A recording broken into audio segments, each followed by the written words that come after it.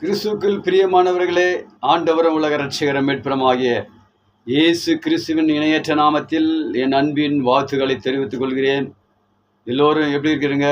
கர்த்தருக்குள் நல்லா இருக்குன்னு நானும் விசுவாசிக்கிறேன். அவர் நேற்றும் இன்றும் என்றும் மாறாதவர். அவரே நமக்கு பலன் தருகிற தேவனாய் காணப்படுகிறார். ஹல்லேலூயா, ஹல்லேலூயா. தொடர்ந்து கர்த்தருடைய வார்த்தையை கேளுங்க. அவரோடு கூட இருக்கிற பிள்ளைகள் ஒருபோதும் வெட்டுப்பட்டு போனதே கிடையாது. ஹல்லேலூயா. வேதத்திலே வாசிக்கும் போது அவர் பலன் தருகிற தேவனாய் காணப்படுகிறார். தொடர்ந்து கர்த்தருடைய வார்த்தையை கேளுங்க, வேதத்தை வாசிங்க, ஜீபிங்க. கர்த்தர் பெரிய காரியங்கள் இந்த நாட்களில் அவர் செய்ய போதுமானவராக இருக்கிறார். ஆமேன், ஹல்லேலூயா. இன்றைக்கு ஒரு வசனத்தை குறித்து, ஒரு வார்த்தையை குறித்து உங்களோடு கூட பேச நான் ஆசைப்படுகிறேன். எனக்குள் நினைத்திருக்கிறேன். அநேக காரியத்துல நாம் நினைக்கிறோம், பலவீனத்துல பலன் ஆண்டவர் பூரணமாய் தருகிற தேவனாய் காணப்படுகிறார்.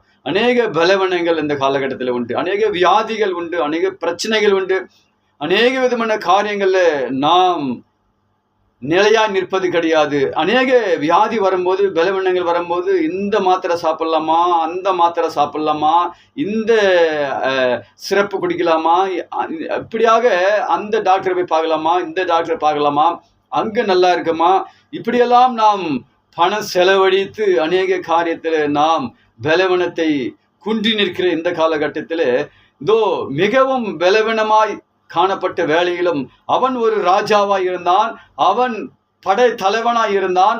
அவனுடைய பேர் நாகமான். என் அன்புக்குரியவர்களே, பரிசுத்த வேதாகமத்தை 2 ராஜாக்கள் 5வது வசனத்தை நாம் வாசிக்கும் போது அவன் மிகவும் ஐஸ்வர்யவானமாய் இருந்தால் தான் சொல்ல வேண்டும். படை தலைவன் போகும்போது அநேக ஹெலிகாப்டர்கள் போகும், பிளேன் போகும், அங்கே பார்த்தீங்கன்னா ரிவால்வர் வச்சு நிற்பான்.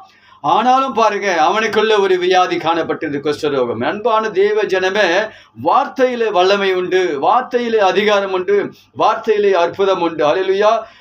இவனுடைய வார்த்தை கேட்டு, இவளுடைய வார்த்தை கேட்டு நீங்குமானால் நீங்கும் இந்த வியாதி. ஹல்லேலூயா, ஹல்லேலூயா. நீக்கி விடுவார் என்ற விசுவாசத்தோடு கூட நாம் செல்ல வேண்டும். இதிலிருந்து சுகம் கிடைக்கும் என்ற விசுவாசத்தோடு நாம் செல்ல வேண்டும். அந்த ராஜாவுக்கு மனைவி வீட்டில் வேலை செய்யறதுக்காக வீட்டு வேலை செய்யறங்க பாருங்க, ரொம்ப தள்ளப்பட்டவர்கள், ரொம்ப கீழப்பான மக்கள் தான் வீட்டு வேலை செய்வாங்க.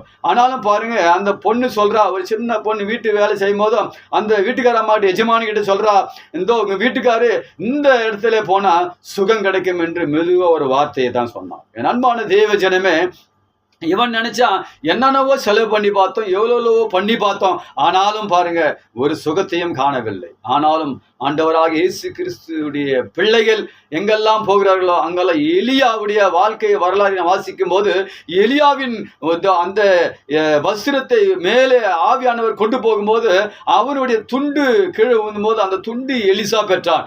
எலிசா பெற்றவன அநேக அற்புதங்கள் அதிசயங்கள் நடந்தது. எலியாவுடைய வாழ்க்கையில மிகவும் தள்ளப்பட்ட வேலையில காகங்கள் அவனுக்கு போஷிக்க கொண்டு வந்தது தேவனுடைய வார்த்தையினால. ஹல்லேலூயா. இப்படியாக பார்க்கும்போது, இந்த காரியத்தை குறித்து பார்க்கும்போது, நாகமான் மிகவும் வியாதிப்பட்டு கஷ்டப்படுறான், எல்லாம் இருக்குது அவனுக்கு. ஆனாலும் மிகவும் கஷ்டப்படும் போது சுகம் வேண்டும். அவன் போனான், அந்த மகள் சொன்ன வார்த்தையின் பிரகாரம், அந்த பொண்ணு சொன்ன வார்த்தையின் பிரகாரம் அவன் ரதங்களோடும் குதிரைகளோடும் அங்க போனான். வெள்ளி எல்லாம் கொண்டு போனான். அந்த டாக்டர்கிட்ட கொடுத்து, யார்கிட்ட? எலியா என்ற ஒரு நல்ல ஒரு தீர்க்கதரிசி. அன்பான தேவ ஜனமே, அநேக ஊழியர்கள் காலத்துல உண்டு. ஆனாலும் பாருங்க, ஆவியானவர் இருந்தாலும் சொல்றது, அங்க போன சுகம் கிடைக்கிறான்னு இவன் போய் நின்னான். மிகவும் போய் ரிவால்பாரி எடுத்துட்டு போய் நின்று இருக்கலாம் ஒரு வேலை. ஆனாலும் பாருங்க, அவன் ஒரே ஒரு வார்த்தை சொன்னான். வார்த்தையின் பிறகு நாங்க போ, தண்ணியில முழுகு, உனக்கு சுகம் கிடைக்கும். அவனுக்கு மிகவும் கோபப்பட்டு இருக்கலாம். இவ்வளோ இதோடு வந்தனே, ஆனா இப்படி சொல்றான், என்ன வருவான், நல்ல மருந்து கொடுப்பான், நல்ல மாத்திரை கொடுப்பான், நல்ல ஒரு எல்லாம் கொடுத்து எனக்கு சுகம் கொடுப்பான்னு பார்த்தா இந்த மாதிரி சொல்லிட்டானே. அன்பான தேவ ஜனமே, நண்பான குறிகளே, பரிசுத்த வேதாகமத்தை வாசிக்கும் போதும் அதில் நாம் பின்பற்றும் போதும் ஆவியானவர் உனக்கும் எனக்கும் ஒரு சிறிய பிள்ளைகளுடைய எப்படி அவனுடைய எழுத்து சுகம் கிடைக்குதோ, அப்படி தழும்புகள் கிடைக்குதோ, அப்படி ஆண்டவர் உனக்கும் எனக்கும் அவர் கொடுக்க போதுமானவராக இருக்கிறார். ஆனால் நாம் செய்ய வேண்டியது ஒரே ஒரு வார்த்தை, அவருக்குள் நாம் நிலைத்திருக்கும். என்னுடைய வார்த்தை அவர்களும் வார்த்தை என்னில் நிலைத்திருந்தால் ஒழிய நமக்கு சுகம் நிச்சயமா கிடைக்காது. ஹல்லேலூயா. அதே 2 ராஜாக்கள் 5ஆம் அதிகாரத்துல வாசிக்கும் போது, அவருடைய குஷ்டரோகத்தை நீக்கி விடுவார் என்று விசுவாசித்தார். எப்படி விசுவாசித்தான்? அதே வாசத்துல வாசிக்கும் போது 14 எனக்குள் நினைத்து என்ன நினைத்த குஷ்டரோகத்தை நீக்கி விடுவான் என்று நினைத்து, அதை தழும்புகள் தொட்டு சுகம், அவன் தொட்டு மருந்தெல்லாம் போட்டு அங்கே அட்மிட் பண்ணி, நம்ம பாருங்க பெட்டுக்கு உள்ள என்ட்ரன்ஸ் ஃபீஸ் கட்டணும். அப்போதான் நம்ம ஹாஸ்பிட்டலுள்ள போக முடியும். நம்மளால இலவசமாய் தருகிற தேவன் நம் ஆண்டவராக இயேசு கிறிஸ்து ஒருவரே. பணமும் இன்றி இலவசமாய் கொடுக்கிற தேவன் நம் ஆண்டவராக இயேசு கிறிஸ்து. இந்த காலகட்டத்தில் நம்ம பார்க்கும்போது நம்ம ஆவியானவர் அவரோடு கூட இருக்கும்போது ஆவியில அந்த எலியா ஆவியில தான் எல்லாம் ஆவியினாலே உருவாக்கப்பட்டான். அதே ஆசீர்வாதத்தை இந்த காலகட்டத்தில் ஒவ்வொரு ஊழியர்களும் எலியாவை போல ஊழியம் செய்யும் போது, அவருக்குள்ள நாம் தாழ்மையாக ஊழியம் செய்யும் போது கர்த்தர் அநேகரை சுகமாக்க நம்மளை எடுத்து அவர் வல்லமையாய் பயன்படுத்துவார் என்பதற்கு சந்தேகம் இல்லை. நீ சுத்தமாவாய் என்று நாம் சுத்தமாகணும், சுத்தம் படணும், சுத்தப்பட வேண்டும்.